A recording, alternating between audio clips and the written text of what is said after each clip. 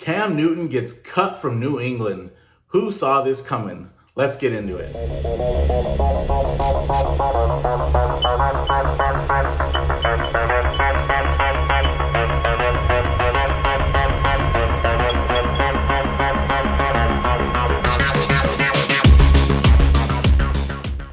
Welcome back to another Sports Card episode. Today we had some breaking news out of New England. Cam Newton is released from the New England Patriots. They decided to go with Mac Jones, the rookie, as their starting quarterback. So I wanted to touch on this briefly since this just came out. I was actually up early this morning trying to get some work done, and I saw the news flash on my phone that Cam Newton was released, and I was a little bit surprised. I can't say I was totally surprised though, because to be honest, when I watched Cam Newton play last year, I watched him play against my Raiders. I'm a Raider fan, and he was actually healthy back then. I think that was before he got COVID. I was not that impressed. And the reason I watched him last year is because I bought a few of his cards going into the season. So I paid high and I wanted to see how he's going to do. And I was just a little bit not impressed. And I in part blamed it on the lack of weapons. But I also noticed that he just didn't seem to be himself. And to be honest, I really never saw Cam play in his prime. So I don't know how good he actually ever was. With that said, I was still a little bit hopeful that those cards that I bought last year, which I held on to, would maybe make a rebound this year because they did bring him back. And it looked like he was going to be the starting quarterback, even though he missed a few days of practice with the COVID protocol. So I was a little bit surprised by this news, but I'm not surprised by the long-term outlook that they're deciding to go with Mac Jones. And I can see why they would make that decision to let's just go forward with the future. Clearly, they saw enough from Mac Jones in camp to make that decision, and they saw enough from Cam Newton to realize that the upside probably just isn't there.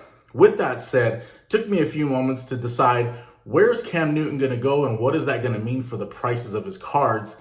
And I just couldn't see anywhere he would go, at least in the immediate future. It seems like all of the teams that are relevant are set at quarterback, at least they have their quarterback competition going on, or they've already made their decision. In the case of Denver, they've decided on Teddy Bridgewater. But even if he didn't work out, they have Drew Lock as the backup. I don't see Cam Newton just coming in and taking over as the starter for a team like Denver or going back to Carolina. I think usually when a quarterback leaves a team, they kind of leave for good. I don't really see him coming back and taking over as the starter there. I think Max Kellerman talked about him possibly going to Miami.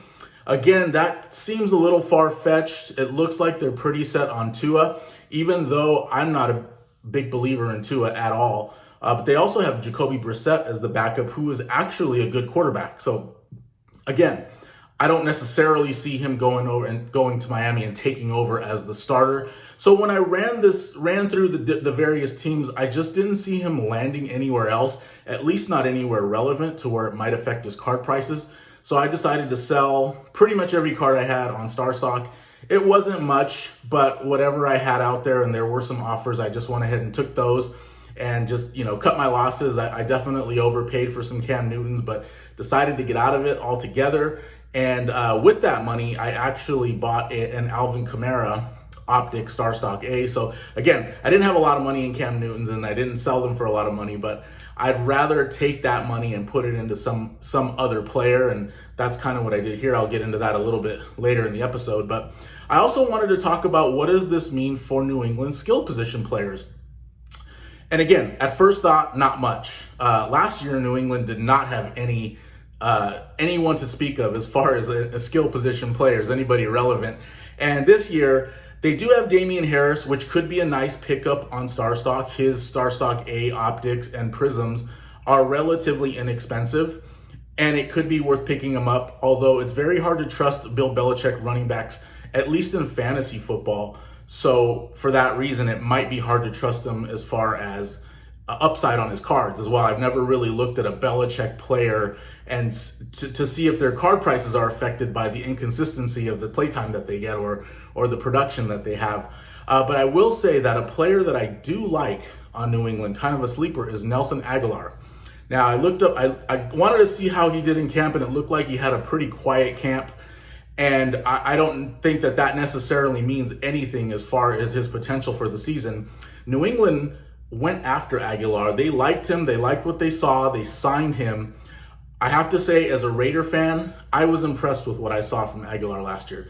He made several big catches. I like how he gets behind defenses and makes big plays. He made big plays against Kansas City, the best team in the AFC. So there's a lot of potential there.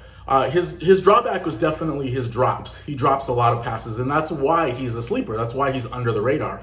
But I believe Belichick saw enough that he probably figures he can work with this and make him relevant on their team, at least as a factor as far as a weapon. They have nobody else. They have Jacoby Meyer. I'm not even sure what this dude's name is, but he was their number one last year, and apparently they're calling him the number one this year. But honestly, that guy's garbage. I don't know. I didn't even watch him play last year, but I watched New England play the Raiders, and I don't even remember that guy being in the lineup. That's how irrelevant he was. So I really like Aguilar as a sleeper.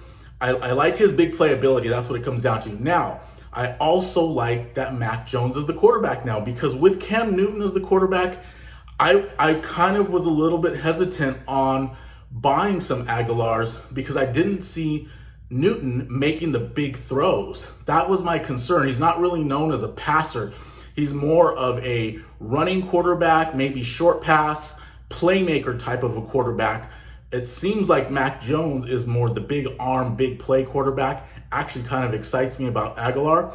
So I put some offers in on Starstock for some of his prisms, his silvers, even his Topps Chrome. There's a lot of cards out there, or just on eBay as well, but very inexpensive to get on Nelson Aguilar, a nice sleeper. As far as, I liked him anyway, but I didn't really like him with Cam Newton. I actually like him a lot better with Mac Jones as quarterback.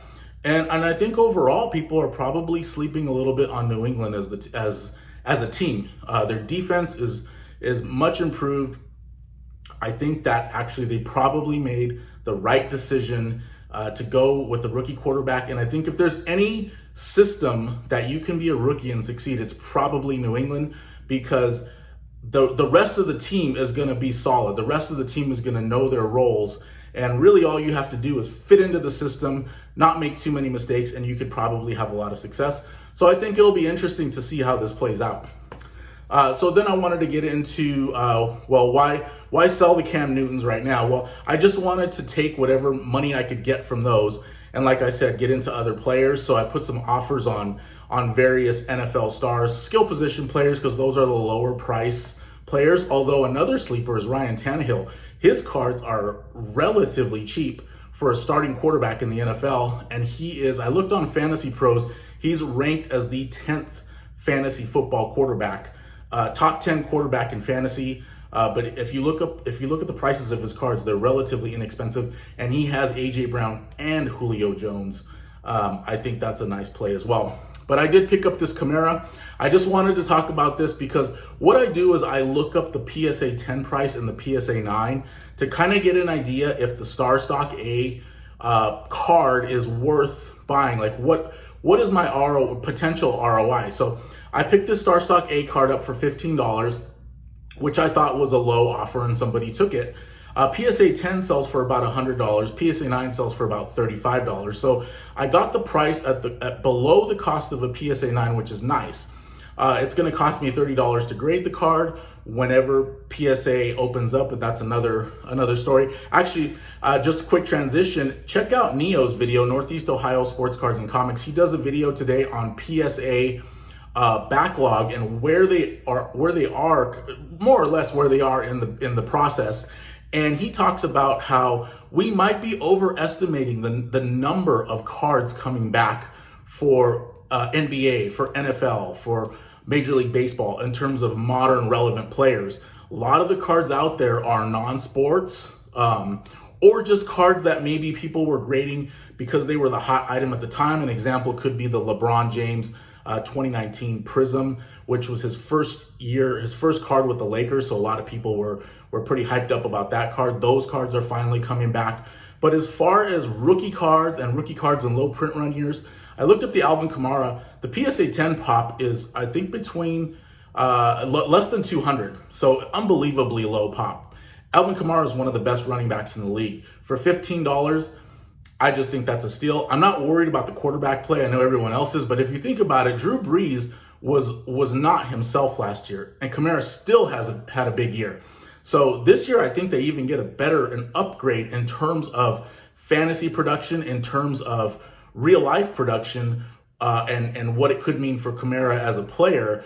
Jameis Winston threw for 5,000 yards with the Tampa Bay Bucks. Yeah, he threw 5,000 interceptions as well, but that's not going to matter when it comes to Kamara. I believe he's going to get his yards. He's going to get his receiving yards. He's going to have an awesome season, so I like him as a play. I would gladly trade Cam Newton's for Alvin Kamara all day long. Anyway, just wanted to do this quick video on the breaking news with Cam Newton, what it might mean for New England skill position players, and what I would do. This is just my thoughts and what I did as far as upon hearing the news, selling the little bit of Cam Newton that I had. I didn't have much anyway, and I kind of explained the reasons why, but I would rather get out of that and get into something else. So let me know your thoughts. Let me know what you think about this news. If you had any Cam Newton cards, are you selling? Are you going to hold? Maybe he catches on with another team. Love to hear your thoughts. If you have not subscribed, please consider subscribing to the channel. And thank you all who have subscribed recently. And thanks to everyone who watched my last video, the PSA reveal. You saw me get killed. Excuse me. You saw me get killed on those grades. And I really appreciate the feedback. And I will see you on the next one.